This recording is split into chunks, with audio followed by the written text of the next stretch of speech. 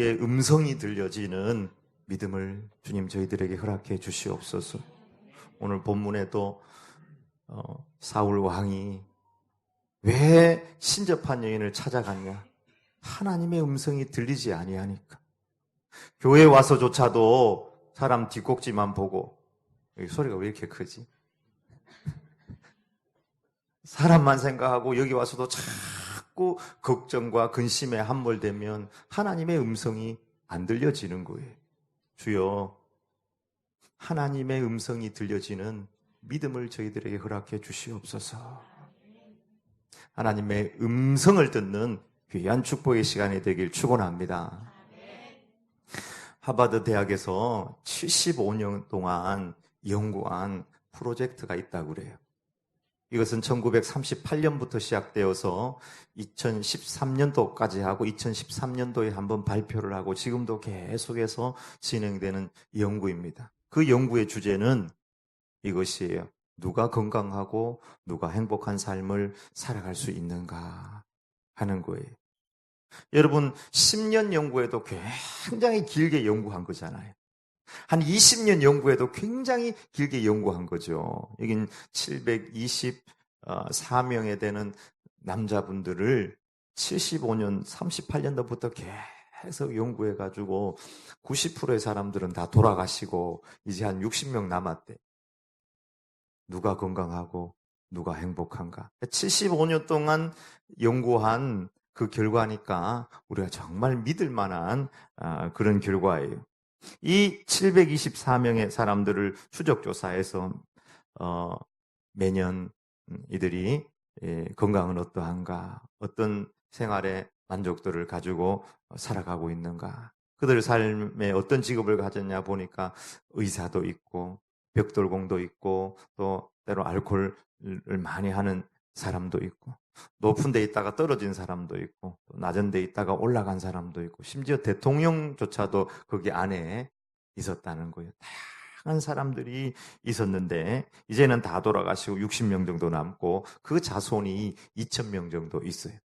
계속해서 연구가 진행되고 있다는 것입니다. 누가 행복할까? 여러분, 누가 행복하고 건강한 삶을 살아가겠어요? 밀레니엄 세대에게 설문조사를 했어요. 당신 인생의 목적은 무엇이고 당신은 어떻게 하면 행복하고 건강할 수 있겠는가 했을 때 80%의 사람들이 나는 부자가 되면 행복하겠습니다. 이런 답을 했다는 거예요. 대부분의 사람들이 돈이 있어야 건강하고 행복할 것이다. 이렇게 답했는데 75년 동안 하버드 대학에서 연구한 누가 건강하고 행복할 것인가 하는 그 답은 좀 달랐어요. 여러분 뭘까요? 어떤 사람이 건강하고 어떤 사람이 행복할까? 어떤 사람이 건강하고 어떤 사람이 행복할까? 긍정적인 사람? 근데 그 75년 동안 연구를 했는데 답이 너무 좀 단순한데요. 좋은 관계를 맺는 사람이 건강하고 행복하다. 이렇게 나와 있었습니다. 좋은 관계. 여러분 10년 연구하고 이렇게 얘기했으면 또 다 어떤 사람이 10년 연구하고 또 다른 연구 결과를 발표했을 수도 있을 거예요. 여러 가지 행복과 건강의 요소들을 이야기할 수 있을 것입니다. 그러나 75년 동안 계속해서 연구한 그 연구의 결과를 2013년도에 한 번 더 그 4차의 그 총책임자가 발표를 했는데 건강과 행복의 그릇은 좋은 관계이다. 첫 번째는 고립은 독이다. 고립은 건강과 행복, 특별히 뇌 기능에 아주 치명적이라는 거예요. 혼자 떨어져 있는 거, 이거는 건강하고 행복하고 뇌 기능에 너무 치명적이라는 거예요. 두 번째는 행복을 결정하는 것은 관계의 숫자가 아니라 관계의 질이 그 사람의 행복을 결정한다 하는 거예요. 어떤 사람하고 오래 살았느냐, 어떤 사람하고 오래 관계를 하고 있느냐, 많은 사람을 알고 있느냐, 그것보다 훨씬 중요한 것이 얼마나 내 마음을 나눌 수 있는 사람, 관계의 질이 그 사람의 행복과 건강을 결정하더라 하는 것입니다. 그리고 좋은 관계는 행복과 건강과 뇌 기능에도 큰 도움을 준대요. 뇌를 보호해 준대요. 우리 뇌를. 우리 너무 뻔한 사실을 75년 동안 너무 많은 돈을 들여가지고 투자해서 연구한 것 같은데 그 연구의 마지막 조언이 이런 거예요. 좋은 관계를 유지하도록 노력해라. 가족과 친구와 직장, 특별히 직장 동료들, 그리고 당신들이 속한 커뮤니티 안에서 좋은 관계를 유지하도록 최선을 다해라. 당신이 행복하고 건강할 수 있는 길이다. 이렇게 제안을 하는 것입니다. 여러분, 행복은 돈 자체나 명예 자체가 아니라 사람과 사람 사이의 관계라는 거예요. 부부, 부모 자식 간. 부부라도 이름만 있을 수 있고 부모 자식 간이라도 그 부모 자식이라는 그 이름만 있을 수 있는데 그것보다 관계라는 이름보다 훨씬 중요한 것이 관계의 질이라는 거예요. 회사 동료와 이야기하고 미소 짓고 구역 안에서 정말 내 마음을 나눌 수 있고 내가 이야기할 때 내 아픔과 어려움을 정말 들어줄 수 있고 같이 공감하며 기도해 줄 수 있고 모든 것을 해결해 줄 수는 없지만 같이 울어주고 함께 해줄 수 있는 사람들이 있을 때에 그 사람은 어떤 일이 와도 그것을 이겨내고 함께 같은 방향으로 나갈 수 있다는 거예요. 스티브라는 한 사람이 병원을 갔는데 말기 암으로 판명이 났어요. 1년밖에 못 산다는 이렇게 이야기를 듣고 집으로 돌아와서 가족들한테 이야기하고 마지막 1년을 정리하기 위해서 치료를 받으면서 그래도 정리를 하는데 부부 사이가 너무 좋아요. 서로 사랑한다 고백하고 위로하고 또 자녀들 사이에 사랑한다 고백하고 그 사랑을 확인하고 그 사람이 속한 교회의 식구들이 다 그분한테 편지를 써줬어요. 염려하지 마라. 하나님께서 당신을 사랑하신다. 나도 당신을 사랑하고 당신이 나에게 친절을 베풀었고 당신은 나에게 너무 소중한 존재다 하는 이런 지지의 편지들을 많이 해줬습니다. 근데 그분이 1년 지나고 난 다음에 돌아가셨어요. 그러나 그분의 종말을 우리가 너무 불행하다. 이것은 하나님이 가혹하다 이것이 아니라 그가 속한 그 관계들 안에서 너무 행복한 그리고 하나님과의 관계 속에서 모든 것을 받아들이면서 아름다운 종말을 맞이했다는 것입니다. 여러분, 그 사람이 암이었냐, 암이 나았다, 안 나았다, 이것이 중요한 것이 아니라 인생의 진짜의 행복은 그 안에 어떤 관계를 가지고 우리가 뭔가 그 관계 안에 담느냐 하는 것이 훨씬 중요한 것입니다. 사람은 관계를 떠나서 존재할 수 없습니다. 우리가 태어남 자체가 관계 안으로 들어가는 것이죠.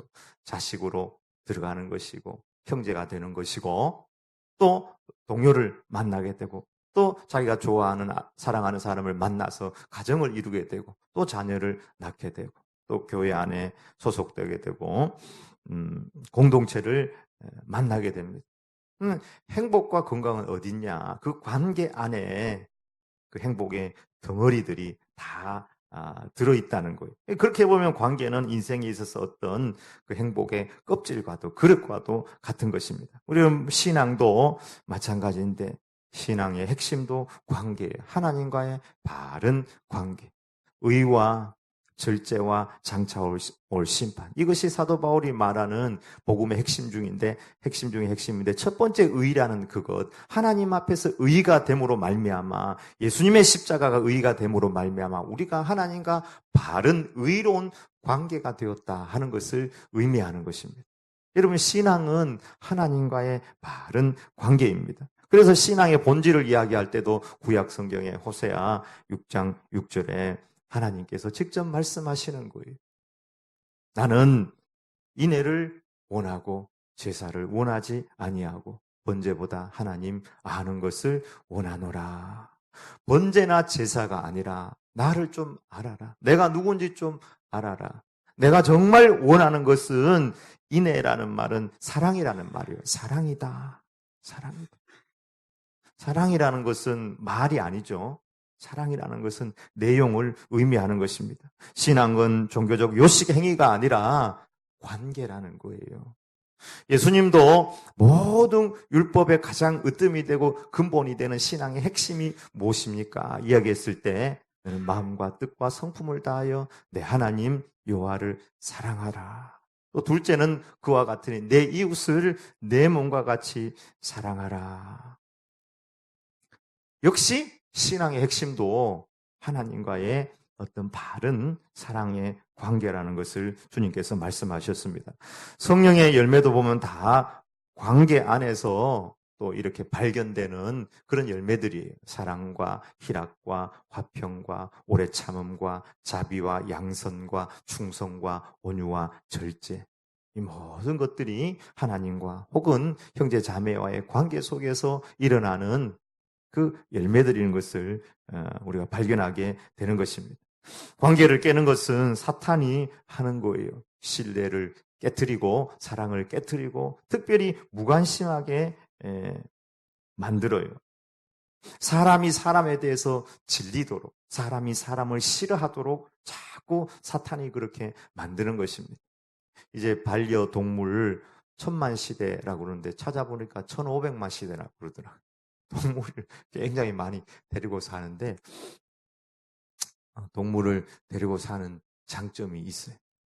근데 사람들이 자꾸 동물만 끼고 사는 이유 중에 하나는 사람하고 좀 같이 이렇게 교제하는 것이 싫어서 나오는 반작용이 아닌가 그런 생각을 해서 또 씁쓸할 때가 있습니다. 저도 뭐 강아지를 한 마리 키우지만 그 강아지하고 저하고 관계가 상당히 안 좋았다가 요즘 이제 조금 좋아졌는데 지나가는 사람을 깨물어 가지고 말이지. 그렇게 하니까 제 마음이 우리 저녁이에 대해서 굉장히 안 좋았다가 한 번 실수를 가지고 내가 이 녀석을 어떻게 하겠다고 생각하는 것은 너무 가혹하다. 그러면서 이제 마음이 좋아지면서 이제는 내 잘못도 많이 있다 하는 것을 생각하고 관계가 회복이 돼가지고 이제 같이 산책도 나가고 그런 관계가 되었어요.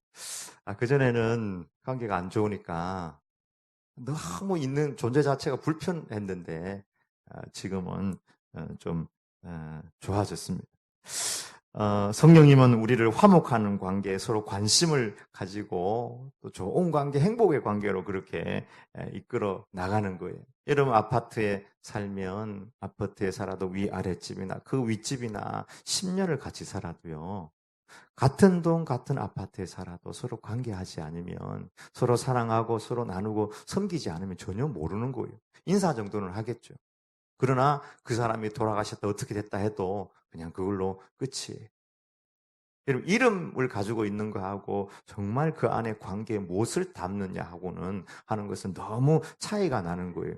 그것은 아파트에 적용할 뿐만 아니라 한 교회에도 적용이 된다고 생각합니다. 한 교회에서 한 교인으로 같이 마음을 나누는 관계가 되지 못하면 진짜 신앙의 알맹이, 진짜 신앙의 알맹이를 놓쳐버리고 살아갈 수가 있는 것입니다. 어떤 사람이 안 나온다. 왜 안 나오지? 이유가 있겠지. 그러고는 끝나. 그분이 돌아가셔도 그냥 끝나.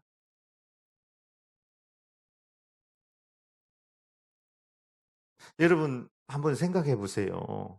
이 관계라는 것이 그 안에 75년 동안 연구를 했는데 그 안에 모든 건강과 행복이 다 있다는데 우리는 정말 바른 관계들을 가지려고 노력하고 애쓰고 있는가?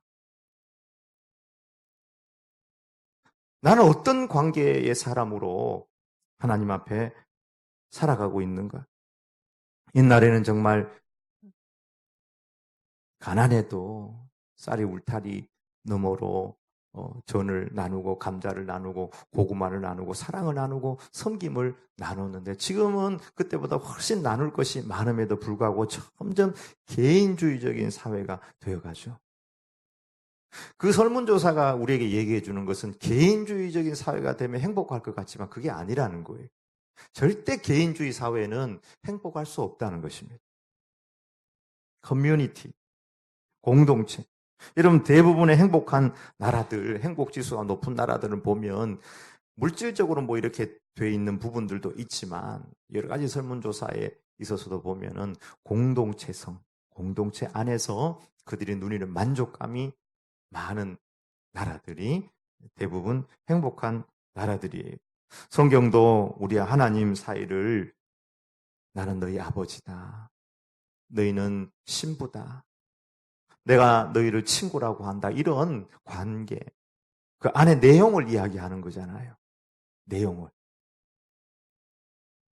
하나님 그렇게 우리와 어떤 좋은 소통의 관계를 가지고 살아가길 원하는데 오늘 본문에 사울은 왕이지만 관계가 좀 안 돼요. 하나님과 관계가 안 되고 소통이 안 되는 깨어진 사울 왕의 모습을 보게 되는데 첫 번째 이제 사무엘이 죽고 난 다음에 블레셋이 쳐들어왔을 때 하나님한테 묻거든요. 그럼 하나님께서 대답을 해주셔야 되는데 하나님께서 대답하지 않아요. 꿈으로도 대답 안 하고 선지자들을 통해서 대답을 하지 않고 물어도 대답하지 않고 사무엘은 죽어버렸고 선지자에게 또를 통해서 대답하지 않는 것은 선지자들이 그에게 안 와요. 왜냐하면 노벳 제사장들을 이 사울 왕이 다 죽여버렸거든요. 그런 사람 앞에 선지자라고 오겠습니까? 하나님께서 보내지도 않았던 것이죠. 하나님의 응답이 없었는데 이것은 하나님의 문제가 아니라 사울 안에 어떤 문제가 있었던 것을 보게 되는데 오늘 본문 통해서 사울의 어떤 관계성에 있어서 발견되는 영적인 문제가 기록이 되어 있는데 그 첫 번째가 사울은 왕이었지만 변장을 하고 엔돌에 신접한 여인을 찾아갔다 하는 것입니다. 사울이 다른 옷을 입어 변장하고 두 사람과 함께 갈새 그들이 밤에 그 여인에게 이르러서는 사울이 이르되 청하노니 나를 위하여 신접한 술법으로 내가 내게 말하는 사람을 불러 올리라 하니 이 변장을 했다는 말이 어떤 사울의 영적인 상태를 잘 표현하는 말이라고 생각합니다. 여러분 왕은 당당함, 어떤 권위의 상징 아니겠어요?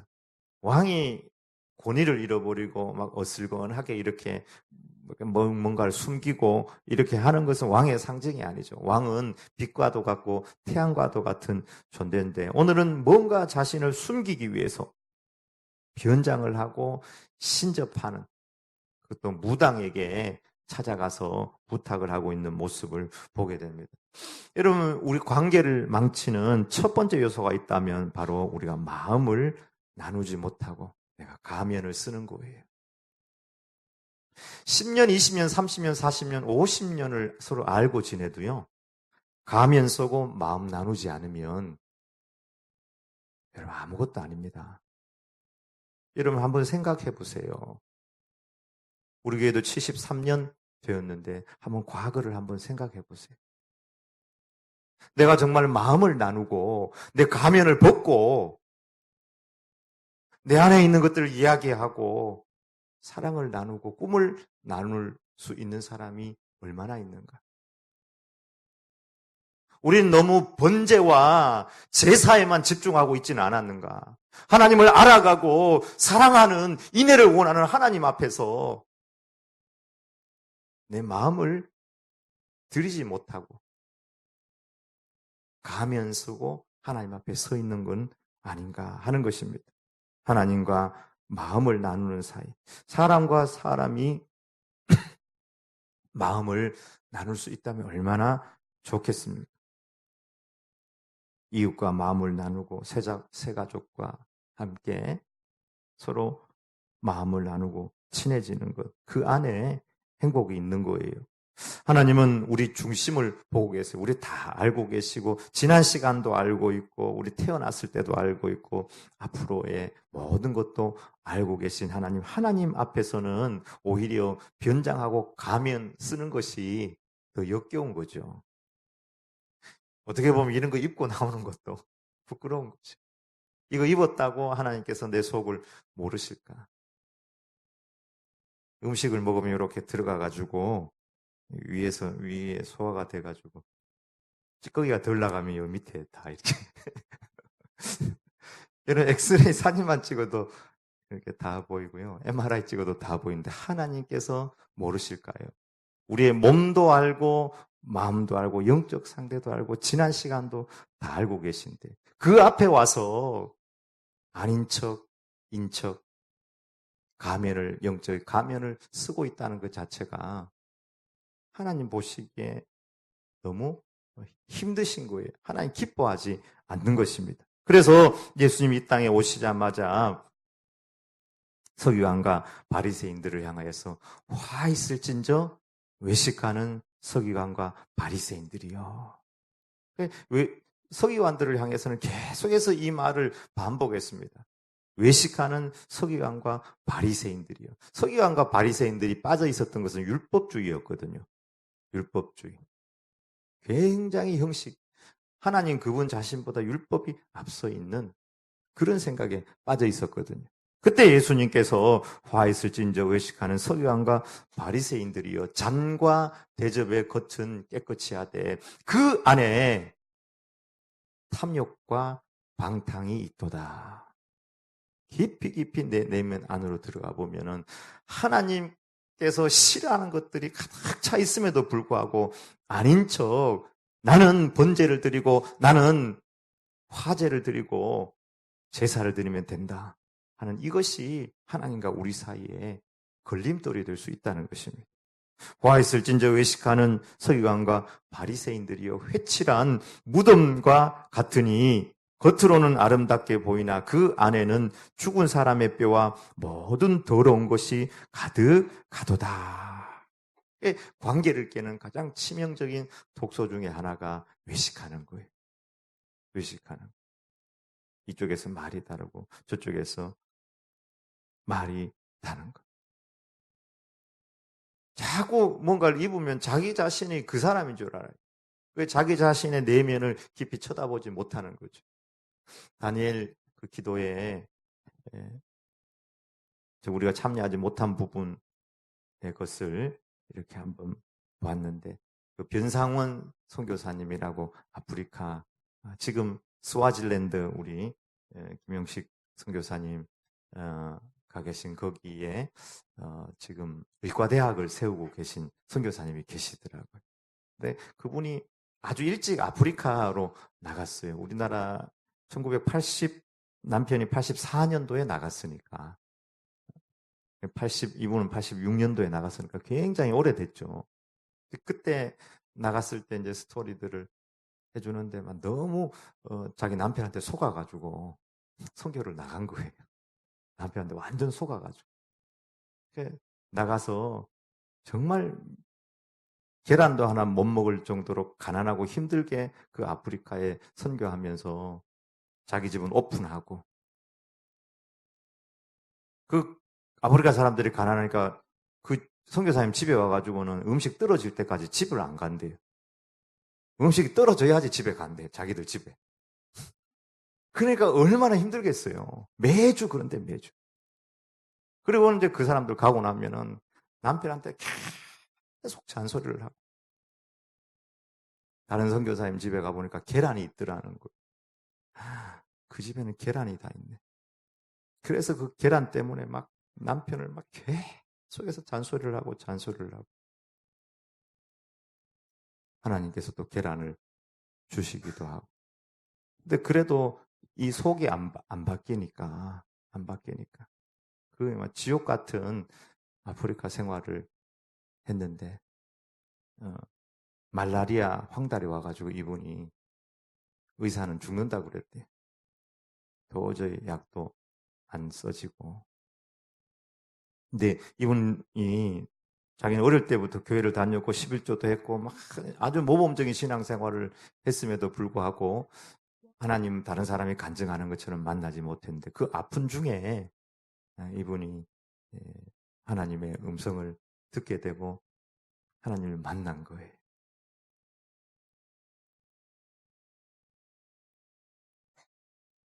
하나님을 만나는데 너는 거듭나야 되겠다. 여기가 거듭나야 되겠다. 여기가 거듭나지 아니하면 하나님께서 기쁘시는 삶을 살 수가 없다. 겉으로는 막 선교하는 선교사고 막 이런 것 같은데 여기가 거듭나지 않아서 하나도 안 기쁜 거예요. 고난이 오면 고난인 거예요, 그게. 고난이 영광처럼 여겨지는 것이 아니라 잔소리거리가 되고 싸움거리가 되고 불평거리가 됐다는 거예요. 그러면서 하나님께서 그가 회개해야 될 것들을 쫙 보여주시는데 기억나지도 않는 것들을 막 보여주시는 거예요. 자기 아들 10살짜리에게 먹이려고 빵을 잘라도 아프리카 애들은 얇게 자르고 자기 아들 거는 두껍게 자르고 그게 뭐 잘못이겠어요. 네 아들 먹이기 위해서 그렇게 했지. 하나님께서 나는 너를 살리기 위해서 내 아들 예수님을 십자가에 못 박혀 죽었단다. 이분이 막 거기서 통곡을 하는 거예요. 하나님 진짜 이렇게 살아계시고 역사하는지 몰랐다는 거죠.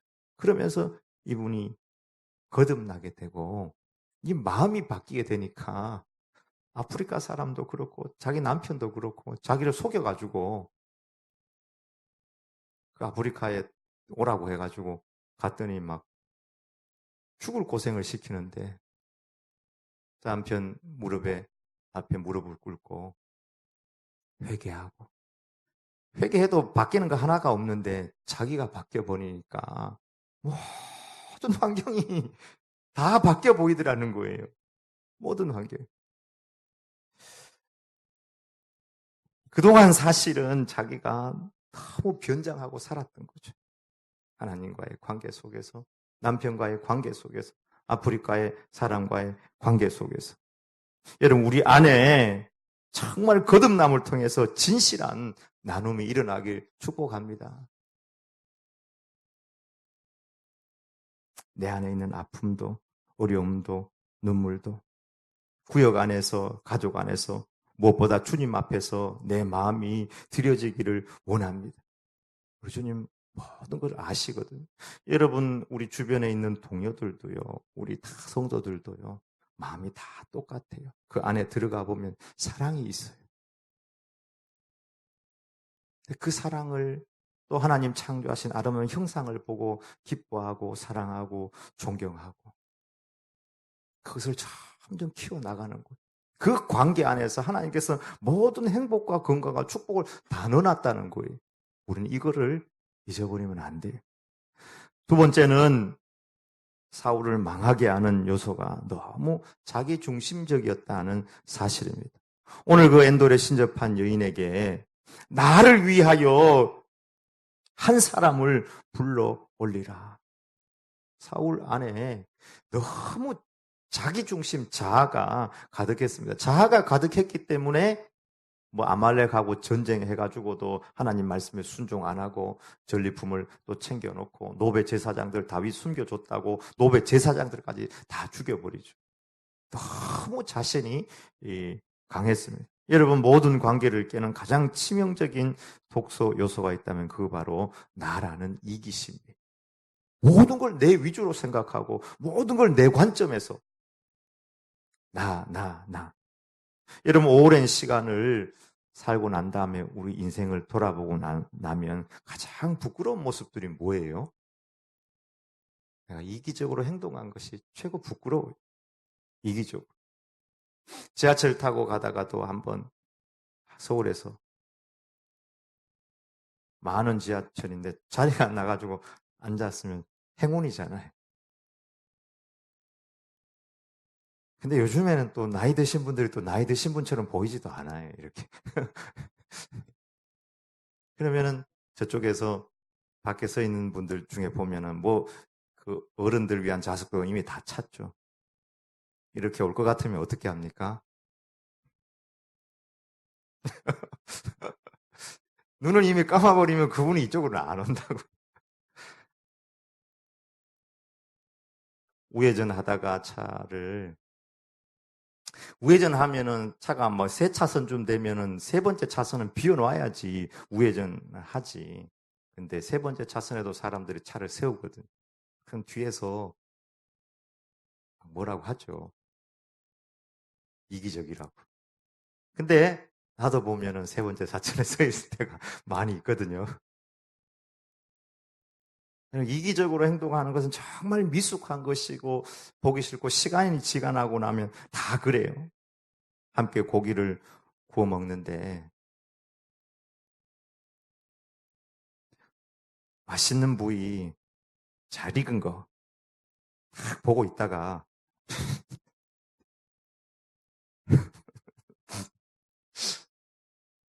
어떤 사람은 구워서 다른 사람을 자꾸 줘요. 어떤 사람은 식사 자리에 가가지고 먼저 돈을 내기도 해요. 그러나 가난하지 않는데 늘 얻어먹는 사람은 늘 얻어먹고 시간이 오래 지나고 난 다음에 뒤를 돌아보면 그 사람이 가난하냐 가난하지 않느냐를 떠나서 참 부끄럽게 보여지는 모습들이 내가 이기적으로 내 중심으로 행동한 것은 참 부끄러워요. 참 부끄럽습니다.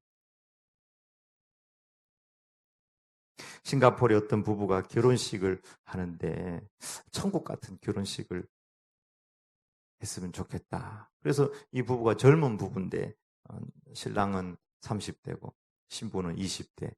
네.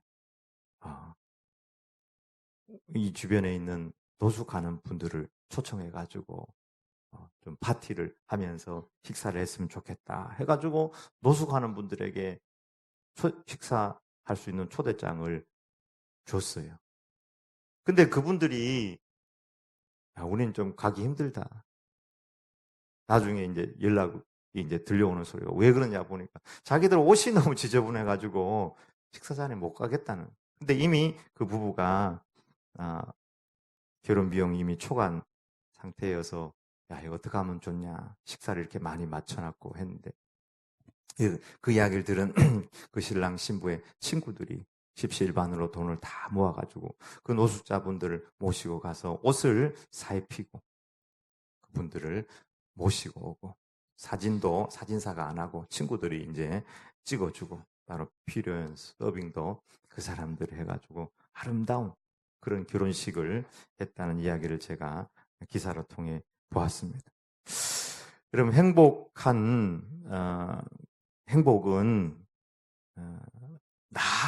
내가 막 채워진다고 해가지고 그게 결코 행복한 것이 아니에요. 아시죠? 나는 좀 아니더라도 옆 사람이 뭔가 먹고 막 이렇게 좋아가지고 기뻐할 때 그 기쁨은 내가 먹어서 기쁜 것보다 훨씬 기쁜 거예요. 내가 먹어서. 점점 여러분 그런 것을 깨달아가고 느끼지 않습니까? 아주대의 그 김경일 교수님이라고 인문학 강좌를 하는 교수님인데 이타적인 삶을 살아가는 사람은 더 지혜롭다 하는 강의가 있어요. 이타적인 삶을 살아가는 사람. 굉장히 이기적으로 살아가는 사람이 지혜롭고 창조적인 것이 아니라 이타적으로 살아가는 사람이 되게 지혜롭다. 요즘 학교에서 학생들은 노트 정리를 해서도 노트도 서로 안 나누고 안 빌려주고 막 그런 데잖아요. 근데 1등 하는 친구에게 3등, 4등, 5등이 물어보면은 1등이 잘 가르쳐 줄 수 있습니다. 왜냐하면 가르쳐 줄 수 있는 것이 한두 개를 가르쳐 주면은 2등, 3등, 4등은 금방 알아채잖아요. 근데 꼴찌가 1등에게 와서 수학 문제를 물어요. 너무 쉬운 문제를 묻는데 심각하게 묻는 거예요. 그러니까 주변에 있는 애들이 야, 넌 그것도 모르냐. 무슨 질문을 하느냐 하면은 X제곱 근데 제곱이라는 이 이자가 왜 이렇게 글자가 작냐? 꼴찌를 하니까 도대체 이게 글자가 왜 이렇게 작냐? 이런 걸 잘 모른다는 거예요. 2등, 3등, 4등 그런 질문을 할 줄 모르는데 꼴찌니까 맨날 놀다가 공부를 좀 해야 되겠다고 생각하는데 방정식을 보니까 X 위에 작은 글자가 하나 있어. 이게 왜 이렇게 작냐? 주변에 있는 친구들이 그것도 질문이냐? 그것도 모르냐? 근데 1등도 모르거든요. 선생님들도 몰라. 그게 무슨 의미인지는 알지만 이게 왜 글자를 작게 이렇게 해가지고 위에 올려놨느냐? 아무도 대답을 못하는 거예요. 1등이 나도 모르겠다. 근데 내가 한번 알아보고 너에게 답해 줄게. 그러니까 주변에 있던 웃고 있던 놈들이 1등이 걔한테 되게 야 그것도 문제냐 이럴 줄 알았더니 그렇게 답을 하고 가는 거예요. 그리고는 내가 집에 돌아가서 인터넷을 키고 막 찾기 시작하는 거예요. 위키피디아에 들어가서 수의 기원을 찾고 아리스토텔레스를 찾아보고 16세기 수학자들 이야기를 쭉 읽는데 그 스토리가 나오는 거예요. 16세기에 있었던 수학자들은 이렇게 수학만 해가지고 밥을 못 먹었대. 그래서 다 기술자를 했는데 그 사람들이 주로 시계 수리공도 하고 했는데 그때 그 사람들은 굉장히 천문학에 있어서도 일가견이 있는 사람들인데 수학 기호를 만들 때 제곱이라는 걸 할 때 하늘의 별이라고 생각을 하고 글자를 위로 올리는 그런 아이디어를 이 사람들이 16세기에 생각해냈대요. 그게 이제 수학의 책에 그런데 나왔대요. 그래서 그것을 얘가 다 보고 와가지고는 수학의 x의 제곱은 제곱인데 이게 왜 글자가 작으냐에 대해서 너무 잘 설명을 해주더래. 설명을 해주니까 선생님도 야 그런 게 있었냐 하면서 이렇게 봤다는 것입니다.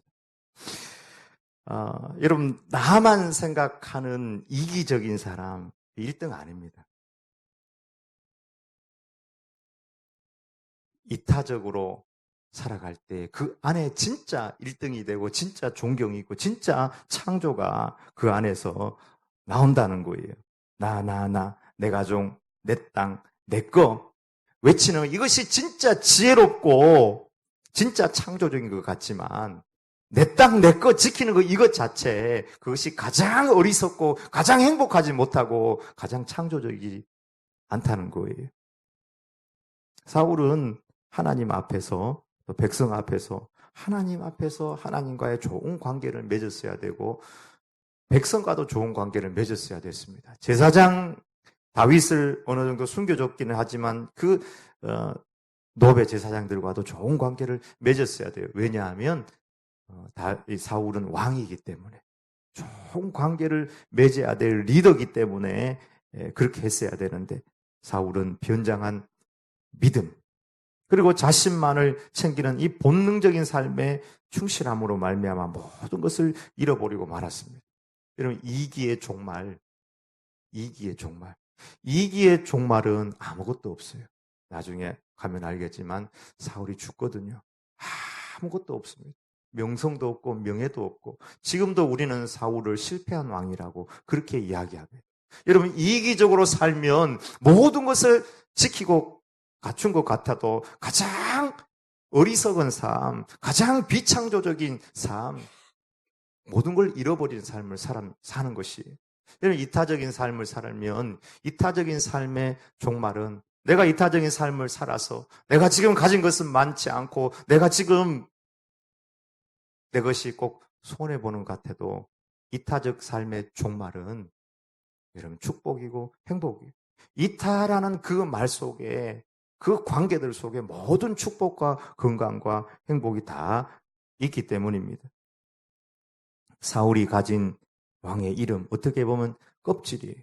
왕의 이름에 껍질은 있었지만 그 안에 실제 내용이 없었습니다. 여러분 우리 인생에 우리 신앙의 실제 내용이 무엇입니까? 우리 신앙의 실제 내용은 사랑입니다. 우리 작년 암송한 구절이죠.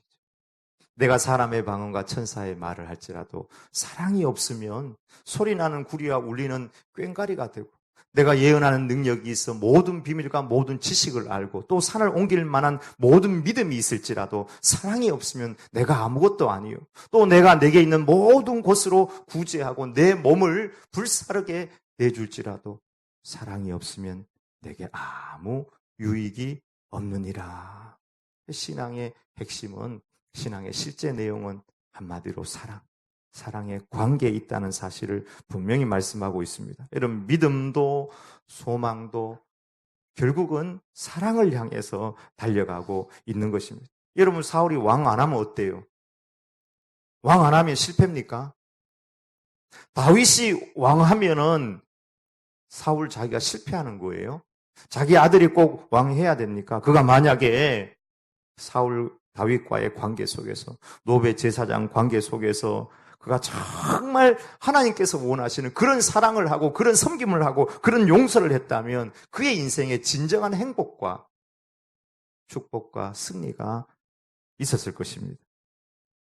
여러분, 지미 카터는, 미국 대통령은, 그가 대통령으로 있을 때에 그렇게 인기가 많았던 대통령은 아니었습니다. 그러나 그가 퇴임하고 난 다음에 계속해서 지미 카터 대통령은 하비타트 운동을 하죠. 계속해서 다른 사람을 위해서 집을 지어주는, 자기 인생 전체를 그것을 위해서 감당하고, 또 주일이면은 교회에 와서 교사의 일을 감당하는 대통령으로 유명해요. 왜 그 주변에 있었던 지미 카터를 보고 있던 한 사람이 정말 저 사람이 봉사를 잘하는가 이렇게 지켜보고 쓴 글이 있더라고. 읽어보니까 정말로 다 내려놓고 똑같이 자고 똑같이 먹으면서 거기서 다른 사람을 위해서 섬기고 봉사하더라는 것입니다. 여러분, 한 사람의 위대함은 그 사람이 얼마나 누리고 얼마나 위대한 이름을 가지고 있느냐가 아니라 바로 섬기고 사랑하는 것에 있다는 것입니다. 여러분, 우리 가운데 변장하고 오신 왕이 있습니다. 그분이 바로 예수 그리스도이십니다. 베드로는 그 주님을 향하여서 주는 그리스도시요 살아계신 하나님의 아들입니다. 도마도 주는 하나님이요 나의 주 나의 하나님입니다 고백한 예수님은 그리스도시고 하나님이요. 예수님은 그리스도시고 하나님이기 때문에 세상은 예수님 중심으로 돌아가고 그분을 대접하고 그분을 사랑하고 그분을 섬기고 경배해야 되었습니다. 그러나 주님은 나를 섬기라고 말하지 않고 나는 사랑하기 위해 왔다, 나는 섬기기 위해 왔다 하시면서 참 구원과 참 생명, 참 인생의 길이 무엇인지 우리에게 보여주셨습니다. 내가 온 것은 섬김을 받기 위해 온 것이 아니라 섬기기 위해서 왔고 많은 사람을 위하여 대속물로 주려고 나는 왔느니라. 그는 근본 하나님의 본체시나 하나님과 동등됨을 취할 것으로 여기지 아니하시고 오히려 자기를 비워 종의 형체를 가져 사람들과 같이 되었고 사람의 모양으로 나타나셨으며 자기를 낮추시고 죽기까지 복종하셨으니 곧 십자가에 죽으심이라. 이것입니다. 나는 제우스 신이란 그 신화에 나오는 신이 있는지 없는지 몰라요. 그러나 그 사람은 여기 와서 십자가 지지 않았어요. 그러나 하나님, 여호와 하나님인 그분께서 이 땅에 오셔서 예수님이 되셔서 변장한 왕이지만 거지의 같은 모습, 우리와 같은 모습으로 이 땅에 오셔서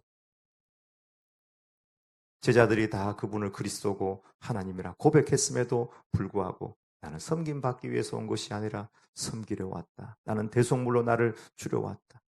내가 너희를 사랑한 것 같이 너희도 서로 사랑하라. 이것이 정말 생명이고 구원이다. 여러분, 관계의 질은 내 가면을 벗고 이기심을 내려놓고 섬기며 사랑하는 것입니다.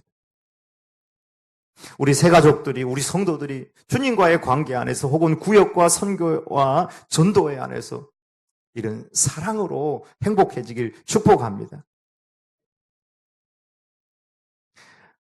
여러분, 우리 안에 빛이 있습니다. 진짜 빛은 뭘 알아서 빛이 아니에요. 그 빛은 사랑입니다.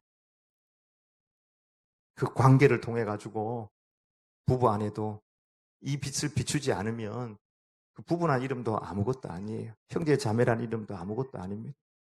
구역 안에 있는 이름도 아무것도 아니에요. 50년, 10년, 100년을 있어봐요. 이 사랑의 빛을 비추고 사랑으로 교제하지 않으면 아무것도 아니다. 고린도전서 13장이 하는 말씀입니다.